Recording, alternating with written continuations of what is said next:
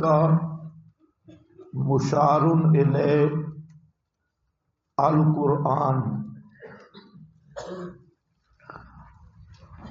اور یہ قرآن صراط ربک کا مستقیم، راستہ تیرے رب کا سیدھا ہے۔ قد فصلنا، اس صراط مستقیم کی توضیح کے لیے وضحنا وبیناہا وفسرناہا۔ فصلنا کا معنی ہم نے اس کو واضح کیا، بیان کیا، اس کی تفسیر کی۔ الآیات، الگ الگ مضمون، لقوم یذکرون، مستفیدین من الآیات، واسطے قوم نصیحت حاصل کرنے والی کے۔ لہم دار السلام، ثمرہ اولا، واسطے ان کے دار السلام، گھر سلامتی کا۔ دار السلام من المکارہ، مکارہ سے سلامتی ہوگی، اور دار السلام یہ گھر ہوگا کثیر السلام، جس میں اللہ تعالی کی طرف سے بھی سلام، ملائکہ کی طرف سے بھی سلام، اور مومنین ایک دوسرے کو بھی سلام کریں گے۔ لہم دار السلام عند ربہم، ان کے رب کے ہاں، وہو ولیہم، اور وہی ولی ان کا، ہوا ولیہم میں حسر ہے، وہ اللہ تعالی ہی ولی ہے ان کا۔ لا ولی لہم الا ہو، یہ بیان حصر ہے کہ نہیں کوئی ولی ان کے لیے سوائے اس کے۔ بما کانوا یعملون، بسبب اس کے کہ تھے وہ عمل کرتے۔ ویوم یحشرہم جمیعا، تخویف اخروی ہے، جس دن جمع کرے گا ان سب کو، جمیعاً عابدین اور معبودین۔ وَيَوْمَ يَحْشُرُهُمْ، جس دن اللہ تعالی جمع کرے گا ان سب کو۔ یا محشر الجن، تذلیل مجرمین، اللہ تعالیٰ فرمائیں گے اے جماعت جنوں کی، قد استکثرتم، تحقیق تم نے بڑا حصہ لیا، من الانس، انسانوں سے گمراہ کرنے کے لیے۔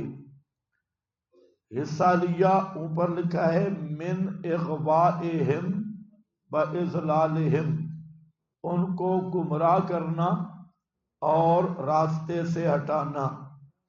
وقال اولیاؤہم من الانس، اقرار مجرمین، اور کہیں گے ان کے ساتھی انسانوں سے، ربنا، اے ہمارے پروردگار، استمتع، نفع اٹھایا بعض ہمارے نے ساتھ بعض کے، کیا نفع اٹھایا؟ در باب ضلال و اضلال، گمراہ کرنے اور گمراہ ہونے میں ہم نے ایک دوسرے سے نفع اٹھایا، اور پہنچ گئے ہم اپنی میعاد مقرر تک جو تو نے مقرر کی تھی۔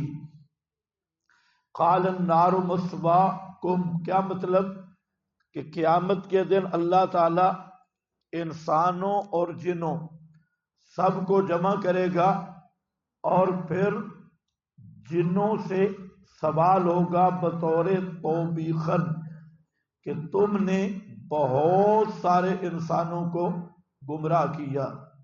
جنات کیسے گمراہ کرتے ہیں ایک تو جنات میں ابلیس ہے، اور ابلیس شیطان، اور دوسرا جنات میں اکثر شریر ہیں، بعض مومنین نہیں، اکثریت جنات کے مادہ میں سرکشی ہے، اور گمراہ کئی طریقوں پہ کرتے تھے۔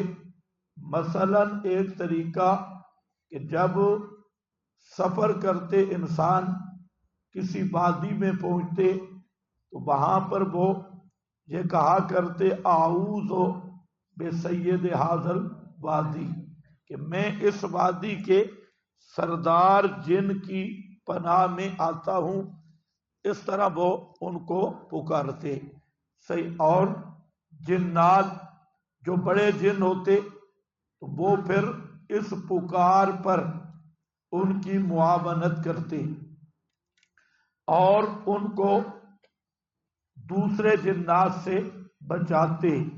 تو اس لیے فرمایا یا معاشر الجن، ایک یہ، دوسرا یہ کہ مشرکین غیر اللہ کو پکارتے، اور غیر اللہ کی پکار میں جنات خوابوں میں اور عالم بیداری میں شکلیں بن کے آتے، کبھی کسی بزرگ کی، کبھی کسی بڑے کی، کبھی چھوٹے کی، تو ان کو گمراہ کرتے۔ یہ بھی ایک طریق تھا جنات کے گمراہ کرنے کا۔ تیسرا یہ کہ یہ جو بعض عامل لوگ ہیں مشرک قسم کے، تو یہ جنات کے نام پر نظر نیاز اور ان کو خوش کرنے کے لیے بکرے، چھترے، کبوتر ان کی نظر نیاز اور خوشنودی کے لیے ذبح کرتی ہیں۔ یہ بھی ایک وجہ تھی جنات کے گمراہ کرنے کی۔ اسی طرح بعض حضرات جو ہیں ان پر مشرک جن آتی ہیں، اور وہ جنات پھر کسی کو گولڑے لے جاتی ہیں، کسی کو کسی اور دربار پر، درباروں پر پھر آتی ہیں۔ یہ بھی ہے جنات کا گمراہ کرنا۔ تو کئی صورتیں تھیں، اسی کا اللہ تعالیٰ فرمائیں گے یا معاشر الجن، اے جنوں کی جماعت، تحقیق تم نے بڑا حصہ لے لیا ہے انسانوں کا گمراہ کرنے سے۔ آگے وہ کہیں گے جو انسان جنات کے ساتھ ہوں گے، یعنی وہی مشرک جو جنات کی سور و پکار میں یا جنات کی نظر منت میں یا جنات کے ساتھ مانوس عاملین کا گروہ، یہ کہے گا ربنا، اے ہمارے پروردگار، نفع اٹھایا ہمارے بعض نے ساتھ بعض کے۔ یہ نفع کیا، انسان کیا نفع اٹھاتا ہے؟ تو انسان کے نفع کی بھی کئی صورتیں ہیں۔ مثلا وہ سفلی عملیات سے، جنات سے مانوس ہو کر اپنے مطلب کی چیزیں ان سے منگواتا ہے۔ اسی طرح جنات سے مانوس ہو کر علامہ جلال الدین نے اور امام ابن تیمیہ نے، امام نے بڑی تفصیل کی کہ انسانوں اور جنوں کا آپس میں جو ربط ہوتا ہے، اس ربط پر علامہ نے بڑی تفصیل لکھی ہے۔ حافظ ابن القیم، حافظ ابن تیمیہ اور علامہ سیوطی نے بھی ایک کتاب لکھی ہے، لیکن اس میں جھوٹ بہت ہے، اکاذیب بہت ہے، لیکن امام کی کتاب میں ان کے مشاہداتی واقعات زیادہ ہیں اور جو انہوں نے خود دیکھے۔ تو انسان بھی کئی طریقے پر جنات سے نفع اٹھاتی ہیں۔ کم از کم یہ نفع تو ہے کہ جو دکانوں والے عامل بیٹھے ہیں تو سارا دن نفع ہی جنات کے ذریعے ہوتا ہے، اور ان سے پیسے کماتی ہیں اور MBBS ڈاکٹر بنے ہوئے ہیں۔ تو یہ ہے استمتع بعضنا ببعض، بعض نے بعض سے نفع اٹھایا حتیٰ کہ ہم اپنی مدت پوری کر چکے۔ قال النار مثواکم، ثمرہ اللہ تعالیٰ فرمائیں گے آگ ہے ٹھکانہ تمہارا. یہ نہیں صحیح، وہ پہلے والا لگا لو. ٹھیک ہے پھر لفظ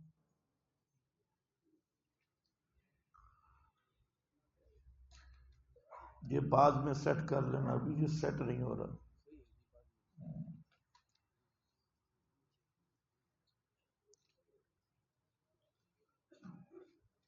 خالدین فیہا الا ما شاء اللہ.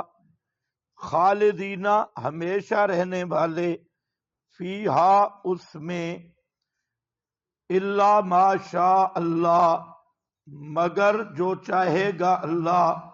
خالدین فیہا ہمیشہ رہنے والے آگ میں، الا ما شاء اللہ مگر جو چاہے گا اللہ.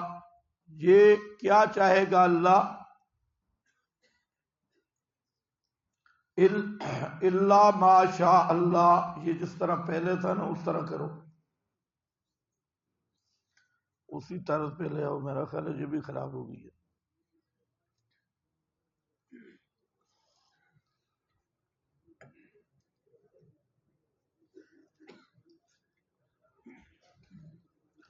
الا ما شاء اللہ، یہاں پر سوال ہے کہ خالدین فیہا سے استثناء کس چیز کا ہے؟ ہمیشہ رہیں گے آگ میں، اور یہاں آیا الا ما شاء اللہ مگر جو چاہے گا اللہ پاک. تو اس کے کئی جواب ہیں. ایک جواب یہ ہے کہ جہنم میں بھی رہیں گے اور جہنم سے زائد عذاب بھی ملے گا.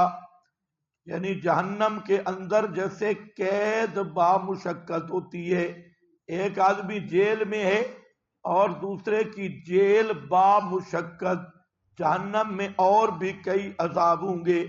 تو خالدین فیہا جہنم میں رہنے والا ہمیشہ ہمیشہ، الا ما شاء اللہ مگر جو چاہے گا اللہ پاک. دوسرا جواب یہ ہے کہ یہ بیان قدرت ہے، جہنم میں رہے گا اور یہ کوئی اس لیے نہیں کہ اللہ تعالیٰ اس پہ قادر نہیں. جہنم میں رہنا یہ اس کے لیے تحت مشیت باری تعالیٰ ہوگا. اللہ تعالیٰ کی مشیت کے تحت قدرت اور اختیار سے وہ جہنم میں رہے گا.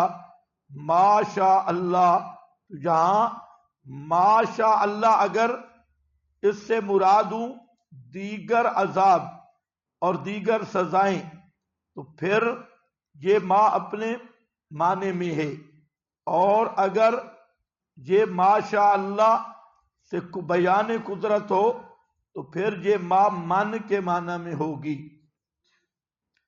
اسی طرح ایک تیسرا جواب ہے خالدین فیہا الا ما شاء اللہ، جو ابن عباس نے معنی کیا کہ استثناء لأہل الایمان ہے کہ یہ جہنم میں جائیں گے مگر جن کو اللہ چاہے گا.